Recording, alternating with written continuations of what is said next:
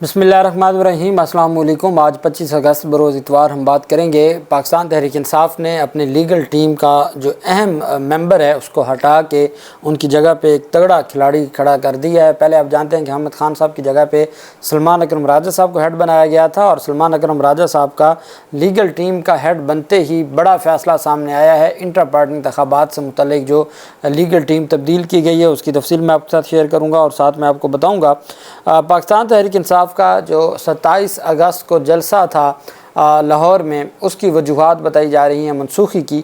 असल मसला क्या हुआ, क्या लाहौर हाई कोर्ट के अहकामात पर इंतज़ामिया ने अमल दरामद किया या नहीं किया, उसकी तफसील भी मैं आपके साथ शेयर करूँगा और साथ हम बात करेंगे पाकिस्तान तहरीक इंसाफ में जो अंदरूनी इख्तलाफात थे उस पर अहम पेशरफ सामने आई है। आरिफ अलवी की सरबराही में एक टीम बनाई गई है, उसके ऊपर भी हम बात करेंगे।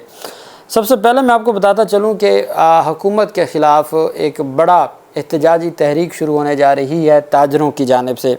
28 अगस्त को मुल्क गिर शटर डाउन हर सूरत होगी, तंजीम ताजरान पाकिस्तान की जानिब से ऐलान किया गया है। मरकज़ी तंजीम ताजरान पाकिस्तान के सदर मोहम्मद काशिफ चौधरी ने कहा है कि हुकूमत से कोई मुज़ाकरात नहीं होंगे और 28 अगस्त को मुल्क गिर कामयाब हड़ताल होगी और हर सूरत तमाम दुकानें और तमाम मार्केट्स बंद की जाएंगी। कराची प्रेस क्लब में कराची की तमाम ताजर तंजीमों के अहदेदारों की हमरा प्रेस कॉन्फ्रेंस करते हुए मरकज़ी तंजीम ताजरान के सदर मोहम्मद काशिफ चौधरी ने कहा कि हुकूमत की तिफल तसलियाँ और झूठे दावे ताजरों को मरगूब नहीं कर सकते। उन्होंने कहा कि हड़ताल कारोबार और मईशत बचाने के लिए होगी। मुल्क भर के ताजरों के तहफ़्फ़ुज़ और मईशत की बेहतरी के लिए हड़ताल कामयाब करेंगे। काशिफ चौधरी का कहना था कि ताजरों ने मुल्क की मईशत को परवान चढ़ाने और FBR की गुंडागर्दी का मुकाबला करने का अहद कर रखा है।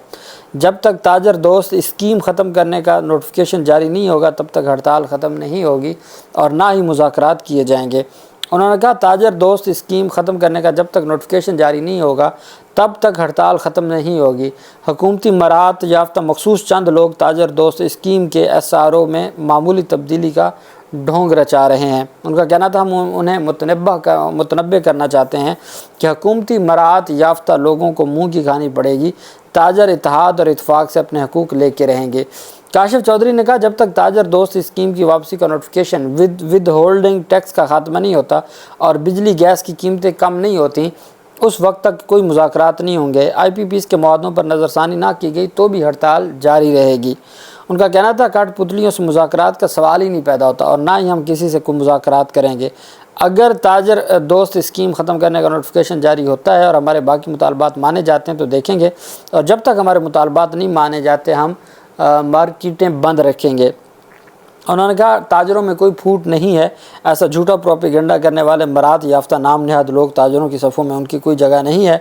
उन्होंने कहा 28 अगस्त की मुल्क गिर शटर डाउन हड़ताल की कामयाबी से हुक्मरान खाइफ हो गए हैं। ताजर मुल्क में सबसे ज़्यादा टैक्स देते हैं और टैक्स देने वाला किसी से डरता नहीं है। उन्होंने कहा अगर ताजरों के ख़िलाफ़ कोई भी कार्रवाई की गई तो रद्द अमल की ज़िम्मेदार हुकूमत होगी। किसी एक ताजर के ख़िलाफ़ भी कार्रवाई अमल में लाएगी तो ईंट से ईंट बजा देंगे। काशिफ चौधरी ने कहा कि केयर इलेक्ट्रिक कराची के अवाम का खून निचोड़ रही है। मुल्क का 64% रेवेन्यू देने वाला शहर कराची को नाअहलों ने कचरा कुंडी में तब्दील कर दिया है।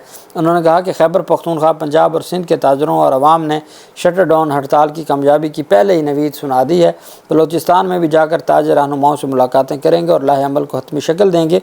इस मौका पर जो सीनियर ताजर बरादरी के ओहदेदारान हैं वो भी वहाँ पर मौजूद थे। तो ये मुख्तलिफ उनके एक तो विद होल्डिंग टैक्स के हवाले से कोई उनकी मुतालबात हैं, फिर बिजली है, गैस है और ये महंगाई है और केयर इलेक्ट्रिक ने कराची में तबाही मचाई हुई है। वैसे ओवरऑल पूरे उसमें ही तबाही है। अच्छा, एक और चीज़ जो पंजाब में नवाज़ शरीफ और मरीम नवाज़ की जानिब से ऐलान किया गया था 200 से ऊपर जो यूनिट हैं उसमें 14 रुपये पर यूनिट जो बिजली सस्ती होने का, तो उसमें 2-3 लोगों की जानिब से सीनियर साफ़ी हैं उनकी जानिब से सोशल मीडिया पर पोस्टें की गई हैं कि उनका अगस्त का बिल भी वही आया है जो पहले आता है रूटीन के साथ। जो अगस्त और सितंबर का 14 रुपये माफ़ी का मामला था वो कहते हैं कोई माफ़ी नहीं हुई और कोई कंसेशन नहीं हुई और उनके वही बिल आए हैं जो पहले आते थे। तो अब यह आप बेहतर बता सकते हैं कि क्या ऐसा हुआ है या नहीं हुआ। दूसरी तरफ महमूद खान अचकज़ई की जानिब से अहम गुफ्तगू की गई है। महमूद खान अचकज़ई ने कहा है कि आसिफ अली जरदारी और ये तारीख़ में पहली दफ़ा हुआ है कि सदर मुमलकत چل کے گئے ہوں کسی سیاسی رہنما کے پاس. جیسے ہم نے دیکھا کہ ایک سیاسی سربراہ کو پروٹوکول دینے کے لیے اور ان کو ریسیو کرنے کے لیے چیف جسٹس کا سیکرٹری آتا ہے, وہیں پہ ہم نے دیکھا کہ صدر مملکت چل کے جاتے ہیں ایک سیاسی رہنما کے پاس. اور محمود اچکزئی کہتے ہیں کہ آصف زرداری نے مولانا فضل الرحمان سے 2/3 اکثریت کے لیے ملاقات کی ہے. مردان پریس کلب میں خطاب کرتے ہوئے محمود اچکزئی نے دعویٰ کیا کہ زرداری نے مولانا سے 2/3 اکثریت کے لیے ملاقات کی ہے. انہوں نے کہا کہ سیاسی جماعتیں بھی چندے کے نام پر رشوت لے رہی ہیں. محمود اچکزئی نے کہا کہ پاکستان میں حق حکمرانی سب سے بڑا مسئلہ ہے. انتخابات میں ملک بھر میں پی ٹی آئی جیت چکی ہے اور حکمرانی بھی اس کا حق ہے. سینئر سیاستدان نے 9 مئی کے حوالے سے کہا کہ صرف 9 مئی کی نہیں دوسرے معاملات کی بھی تحقیقات ہونی چاہیے. انہوں نے کہا اگر ملک میں آئین کی حکمرانی ہوتی تو پاکستان نہ ٹوٹتا, بھٹو کو پھانسی نہ ہوتی اور نہ ہی بے نظیر قتل ہوتی. محمود اچکزئی کا کہنا تھا پاکستان ڈوب رہا ہے, پاکستان کے تمام مسائل اندرونی ہے اور ہم بھیڑیوں کی طرح ملک کو نوچ رہے ہیں. انہوں نے کہا ملک میں بسنے والی تمام قومیتوں کو برابر کے حقوق دیے جائیں, ہم خیرات نہیں اپنا حق مانگ رہے ہیں. چیئرمین پشتونخوا ملی عوامی پارٹی کا کہنا تھا کہ اداروں کے بغیر ملک نہیں چلتا, فوج اور ایجنسیوں کے بغیر ملک نہیں چلتا. پاکستان چلانے کے لیے آئین کی بالادستی اور پارلیمنٹ کو طاقت کا سرچشمہ تسلیم کرنا ہوگا. محمود اچکزئی نے انکشاف کیا کہ ماضی میں نواز شریف نے وزارت کی پیشکش کی تھی مگر میں نے انکار کر دیا تھا. ہم کسی صورت وزارت نہیں لینا چاہتے اور ہم ہر صورت اپنے جو نظریات ہیں ان کا تحفظ کریں گے. دوسری طرف جلسہ منسوخی سے متعلق جو لاہور کے جلسہ منسوخی سے متعلق پاکستان تحریک انصاف کے حوالے سے پہلے تو میں آپ کو اسلام آباد کا بتا دوں. اسلام آباد میں جو جلسہ منسوخ ہوا ہے تو باقاعدہ طور پر بیرسٹر عقیل ملک نے جو آج کل پاکستان مسلم لیگ نون کے ترجمان بھی بنے ہوئے ہیں, ان کی جانب سے اس بات کی تصدیق کی گئی کہ رابطہ کیا گیا اور ان کو حالات بتائے گئے اور پھر ان کی ملاقات کروائی گئی. انہوں نے جا کے عمران خان سے ملاقات کی. عمران خان نے ان کی بات سنتے ہوئے جلسہ ملتوی کیا. جبکہ خواجہ آصف کہتے ہیں کہ پاکستان تحریک انصاف نے 22 اگست کا جلسہ منسوخ کرنے کی پیشکش کی تھی, اسی لیے صبح 7 بجے عمران خان سے ملاقات کی سہولت کاری کی گئی. وہ کہتے ہیں پاکستان تحریک انصاف جلسہ خود منسوخ کرنا چاہتی تھی, انہوں نے جلسہ منسوخ کرنے کی پیشکش کی, ہم نے اس کے بدلے ان کے رہنماؤں کو صبح 7 بجے ملاقات کروا دی. وہ آپ صبح 7 بجے ملاقات نہ کرواتے تو روٹین میں 9 بجے ویسے ملاقات ہو جانی تھی, 8 بجے وہاں عدالت لگ جاتی ہے. تو کہتے ہیں صرف ملاقات کروانے کے عوض انہوں نے جلسہ منسوخ کیا. یہ خواجہ آصف, آپ جانتے ہیں کہ ان کے جو بیانات ہیں ان کی کریڈیبلٹی نہیں ہے. ساتھ ہی پاکستان تحریک انصاف کا لاہور میں جلسے سے متعلق جو بڑی پیشرفت سامنے آئی ہے, پاکستان تحریک انصاف کے سینٹرل پنجاب کے سینئر نائب صدر اکمل خان, جنہوں نے پہلے درخواست لاہور ہائی کورٹ میں دی تھی, انہوں نے ڈی سی لاہور کے خلاف توہین عدالت کی درخواست دائر کرنے کا اعلان کیا ہے. انہوں نے کہا ہے کہ ڈی سی نے لاہور ہائی کورٹ کے حکم کے باوجود جلسہ کی جگہ کے بارے میں آگاہ نہیں کیا. لاہور ہائی کورٹ نے کہا تھا کہ ان کو جگہ کا بتائیں کہ کس جگہ جلسہ کرنا ہے, وہ آج تک جلسے کی جگہ نہیں دی ڈی سی نے.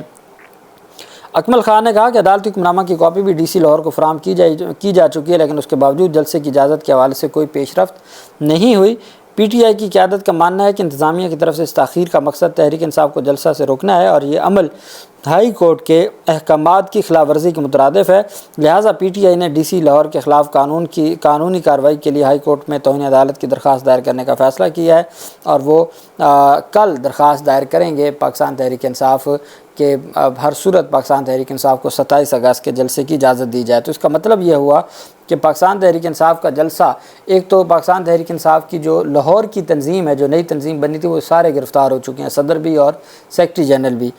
دوسری طرف پاکستان تحریک انصاف کو جلسے کی اجازت تو مل گئی تھی لاہور ہائی کورٹ کی جانب سے, اور باقاعدہ پنجاب حکومت نے خود 27 اگست کا دیا تھا دن سلیکٹ کیا تھا, لیکن اب وہ جگہ نہیں بتا رہے کہ کس جگہ جلسہ کرنا ہے.